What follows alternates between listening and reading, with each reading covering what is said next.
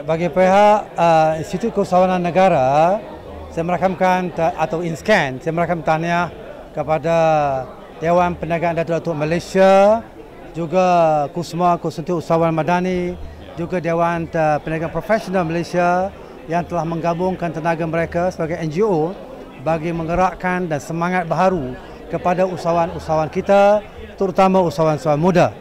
Saya fikir dalam usia inisiatif NGO seumpama ini amat kita lalukan kerana ia memberikan suatu lingkungan pengaruh yang lebih luas di kalangan usahawan-usahawan yang ada di Malaysia. Sebab saya fikir usahawan di Malaysia ini memerlukan dorongan, bimbingan yang berterusan dari semua kalangan. Dan dengan adanya program seumpama ini di bawah Dewan Perniagaan Datuk-Datuk dan juga KUSMA dan juga Dewan Perniagaan Profesional, ini saya fikir boleh merangsang anak-anak muda serta membina mindsetting baru, new mindsetting terhadap keusahawanan yang merupakan bidangan yang cukup penting dicuburi.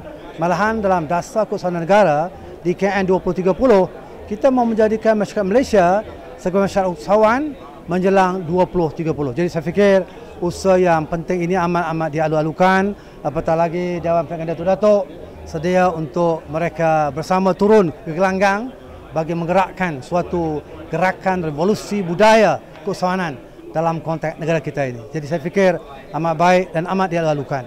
Baik sekali soalan itu. Saya fikir dalam ucapan saya telefon, saya ungkapkan soal keperluan kita wujudkan syarikat perpaduan yang menggabungkan Cina, India, Melayu, Dayak, Kadazan dalam berbagai gabungan yang ada. Yang penting kita tak perlu bunuh-membunuh di antara Cina nak pulau yang Melayu atau Melayu nak pulau yang India dan seumpamanya. Saya fikir semangat Malaysia Madani serta syarikat yang berkonsepkan perpaduan madani itu, perpaduan kaum perlu kita ada. Dan insya-Allah saya fikir kalau ini berlaku maknanya kita mampu mara ke hadapan. Malahan dalam konteks konsep madani di zaman Rasulullah SAW juga perniagaan mereka menggabungkan di antara yang Muslim, Yahudi, Kristian dan lain-lain. Mereka berniaga secara sehat di kalangan mereka.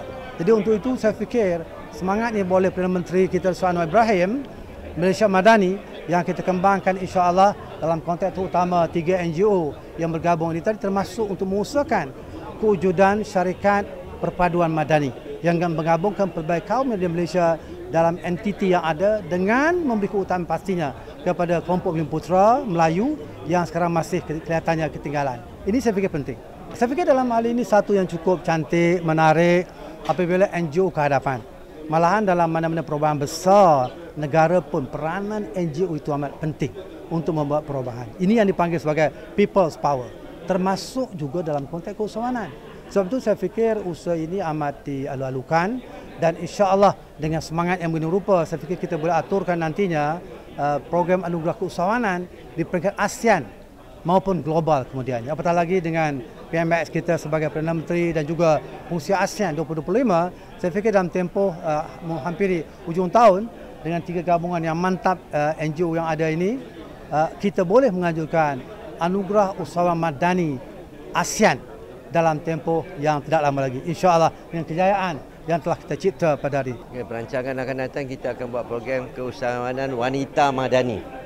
Because dah tiba masanya kita perlu menaikkan darjat kaum wanita ni. This program ada satu power synergy each other. Ya, satu soalan yang baik sebab kita 3 NGO ni membuat spark plug.